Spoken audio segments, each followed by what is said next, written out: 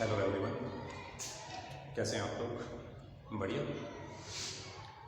तो आज हम अध्ययन करते हैं, हमारी नई यूनिट स्टार्ट करते हैं।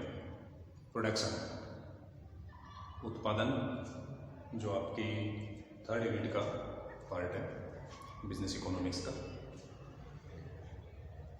अगर बड़े अर्थ में हम देखें तो अर्थव्यवस्था को मुख्यतः 5 क्षेत्रों में बांटा जाता है: उपभोग, उत्पादन, विनिमय, वितरण और राजस्व।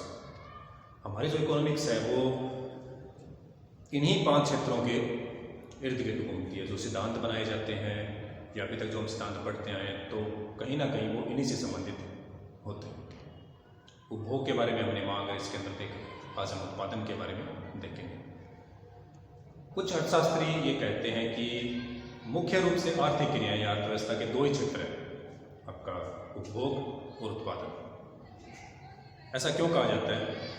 क्योंकि मुख्य रूप से जो विनिमय और जो वितरण है और आपका राजस्व है, राजस्व तो मेनली क्या करता है, ये जो बाकी सेक्टर हैं इनको प्रभावित करने के लिए बनाया जाता है। गवर्नमेंट का एक टैक्स कलेक्शन का पार्ट है। जो ये जो उत्पादन क्रियाएं या उपभोग क्रियाएं, इनको प्रभावित करने के लिए, इनको कम ज़्यादा करने के लिए, रेवेन्यू कलेक्शन के लिए। तो ये तो केवल मात्र एक क्षेत्र अलग ना हो करके इन क्षेत्रों को प्रभावित करने वाला कारक है। तो इसको हमने साइड में कर दिया। अब बच गए पीछे 4 क्षेत्र: उपभोग, उत्पादन, विनिमय और वितरण। लेकिन विनिमय और वितरण को भी हम देखें तो कहीं ना कहीं वो खुद कुछ चीज़ करने की बजाय जो उत्पादन हुआ है उसी को क्या करते हैं, वो एक स्थान से दूसरे स्थान में पहुंचा रहे हैं। वितरण है तो वो एक तरह से क्या कर रहा है, स्थान मूलक उपयोगिता का सृजन कर रहा है। और विनिमय की बात की जाए तो वही पात्रता में फर्क कर रहा है, वितरण भी यही कर रहा है। तो मुख्य रूप से क्षेत्र क्या है, उपभोग और उत्पादन। कैसे?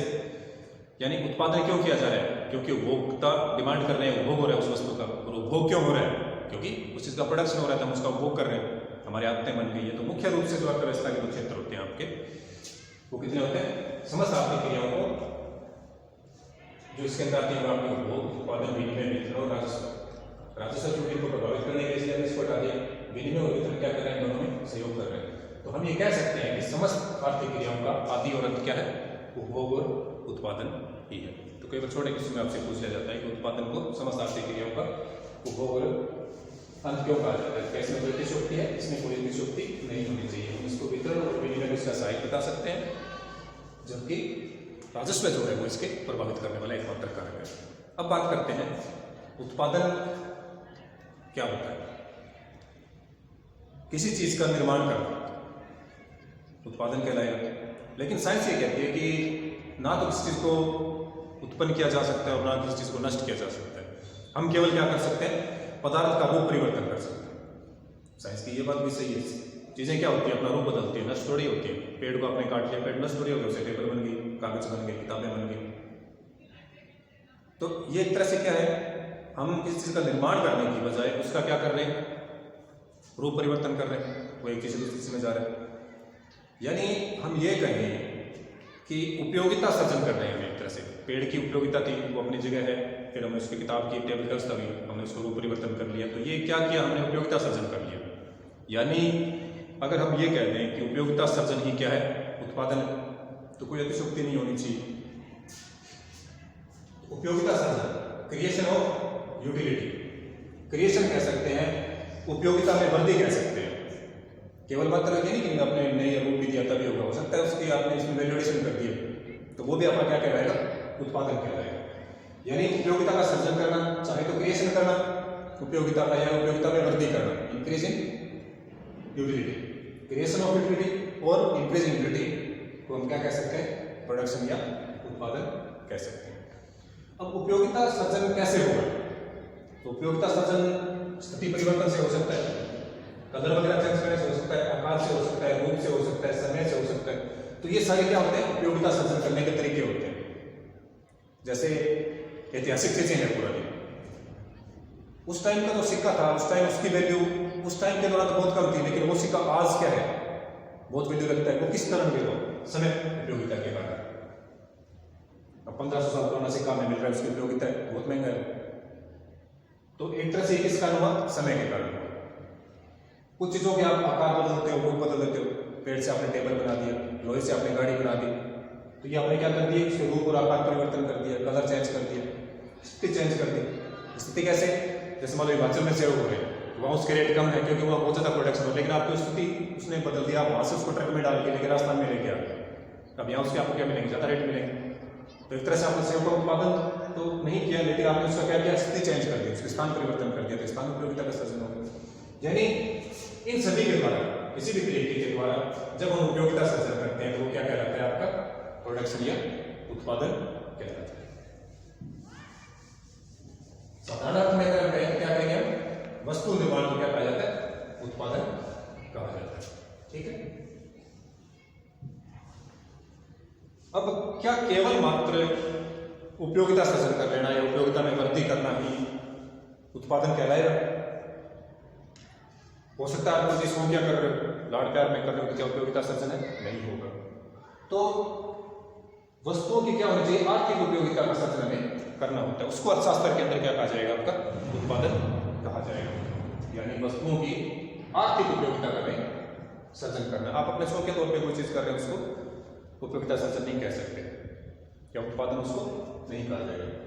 यानी आर्थिक उपयोगिता से आपका क्या मतलब हुआ, मूल्य या विनिमय शक्ति में क्या होनी चाहिए, वृद्धि होनी चाहिए।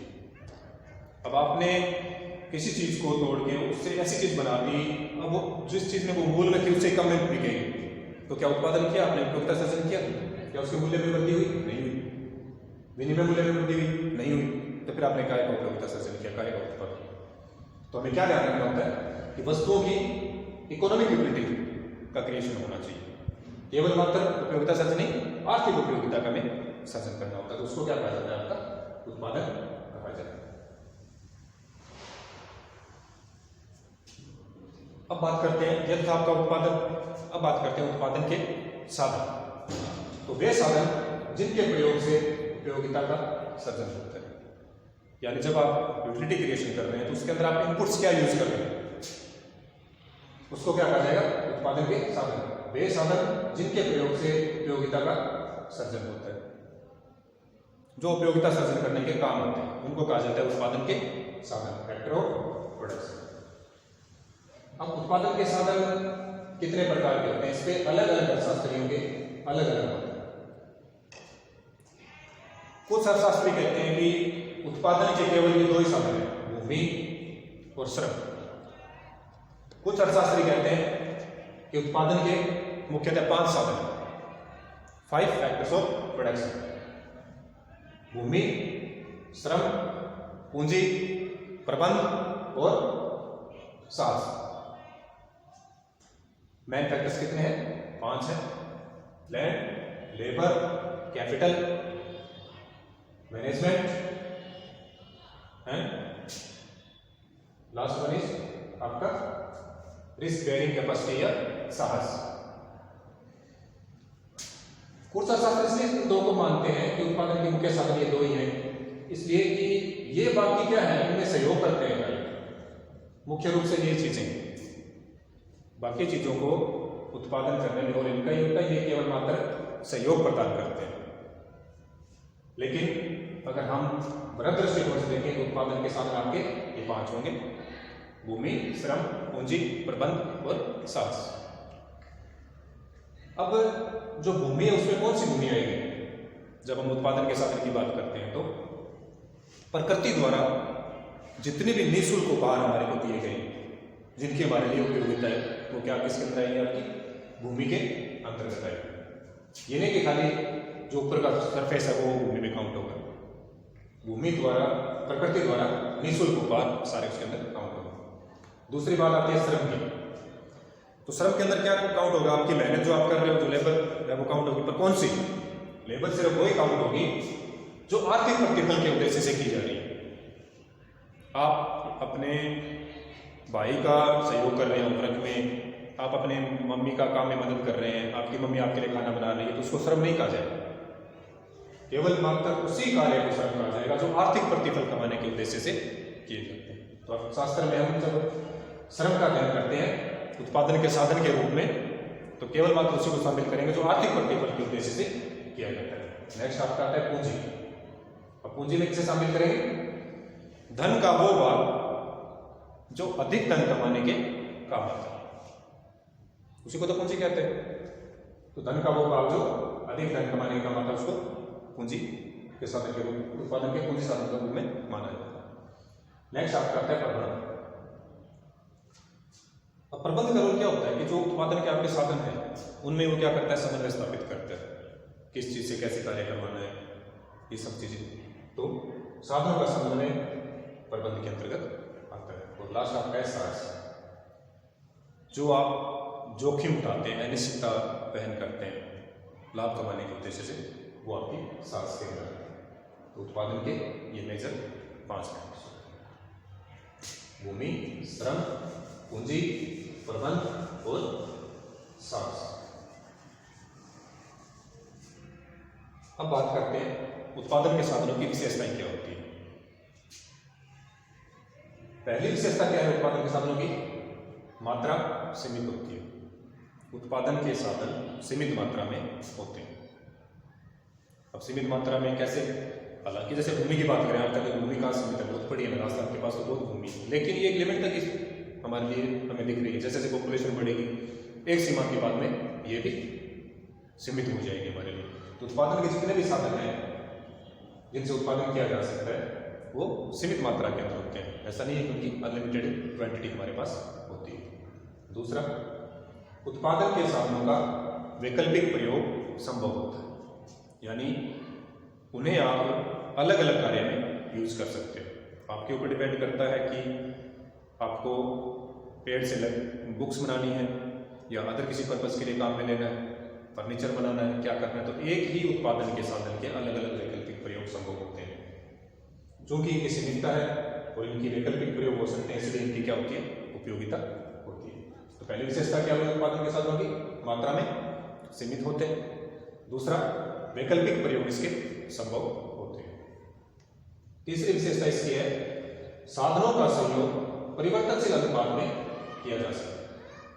साधनों का जो संयोग है, कॉम्बिनेशन आप बना के चलते हैं, अलग अलग साधनों को मिक्स रूप में आप यूज करते हैं, तो उनके वैकल्पिक प्रयोग आप कर सकते हैं। परिवर्तनशील अनुपातों के रूप में आप क्या कर सकते हैं, उनको यूज कर सकते हैं। परिवर्तनशील अनुपातों से संबंध में अर्थ आपका क्या हुआ कि जैसे कुछ साधन स्थिर प्रकृति के होते हैं, कुछ परिवर्तनशील प्रकृति के होते हैं। आप किसी चीज का उत्पादन कर रहे हैं, उसके अंदर आप कुछ चीजों को बदल के उत्पादन को बढ़ा घटा सकते हैं। तो जब उनका आप यूज करते हैं तो आपके ऊपर डिपेंड करता है कि आप कौन से साधनों का किस हिसाब से उपयोग कर रहे हैं। तो इन साधनों का परिवर्तनशील अनुपातों में इनको क्या किया जा सकता है, संयोग के रूप में यूज किया जा सकता है। उत्पादन के साधन विशेषताएं क्या हुई? मात्रा में सीमित, वैकल्पिक प्रयोग और इनका संयोग परिवर्तनशील अनुपातों के रूप में किया जाता है। अब इन परिवर्तनशील अनुपातों के रूप में ही जब अब हमारा नया चैप्टर स्टार्ट होगा तो उसके अंदर हम इसके देखेंगे कि अलग काल में कौन कौन साधन परिवर्तनशील होते हैं, उससे कैसे अधिकतम उत्पादन किया जा सकता है। स्थिर साधनों के, परिवर्तनशील साधनों के, फिर जब सभी साधन परिवर्तनशील हो जाते हैं उत्पादन कैसे प्रभावित होता है। तो ये सारे परिवर्तनशील साधनों के अनुपातों के संयोग के अंतर्गत आता है। अब बात करते हैं उत्पादन के साधनों की मांग क्यों की जाती है। उत्पादन के जो साधन है उनकी मांग कैसे होती है या किस प्रकृति की होती है। इनकी मांग क्या होती है? व्युत्पन्न मांग होती है, डेराइव डिमांड होती है। व्युत्पन्न मांग से क्या तात्पर्य हुआ आपका कि ये जिस चीज की हम मांग कर रहे हैं उसकी मांग हम डायरेक्ट नहीं कर रहे, हमें आवश्यकता बुक की है, लेकिन उत्पादन साधन के रूप में कौन यूज हो रहा है? पेड़ यूज हो रहा है। हम पेड़ की डिमांड थोड़ी कर रहे हैं, उनकी डिमांड कर रहे हैं। तो इनडायरेक्ट रूप से डिमांड किसकी हो रही है? पेड़ की। तो इनकी प्रत्यक्ष मांग नहीं होकर व्युत्पन्न मांग होती है। हमें किसी वस्तु की आवश्यकता है, उस वस्तु को उत्पादन करने के लिए उत्पादन के साधनों की आवश्यकता है। अब इस वस्तु की आवश्यकता है, इसलिए हमें साधन चाहिए, इसलिए हम किसकी मांग कर रहे हैं? साधनों की मांग कर रहे हैं। इसलिए मांग क्या कहलाएगी आपकी? व्युत्पन्न मांग या डेराइव डिमांड कहलाती है। तो उत्पादन के साधनों की मांग कैसी होती है? व्युत्पन्न मांग होती है। दूसरा, इनकी मांग संयुक्त मांग होती है, जॉइंट मांग। एक ही वस्तु का आप विभिन्न प्रकार से यूज कर सकते हैं। उनकी एक वस्तु अलग अलग चीजों में काम आ रही है, उत्पादन में से एक साधन है जो अलग अलग वस्तुओं के उत्पादन में काम आ रहा है, तो इनकी मांग कैसे होती है? संयुक्त मांग होती है। उत्पादन के साधनों की मांग संयुक्त मांग होती है और व्युत्पन्न प्रकृति की होती है। आज के लिए इतना ही। नेक्स्ट लेक्चर के अंदर परिवर्तनशील अनुपातों के नियम, पैमाने के प्रतिफल जिसके अंदर आपके कर्व वगैरह स्टार्ट हो जाएंगे, उसका अध्ययन करेंगे। आज के लिए इतना ही। Thank you.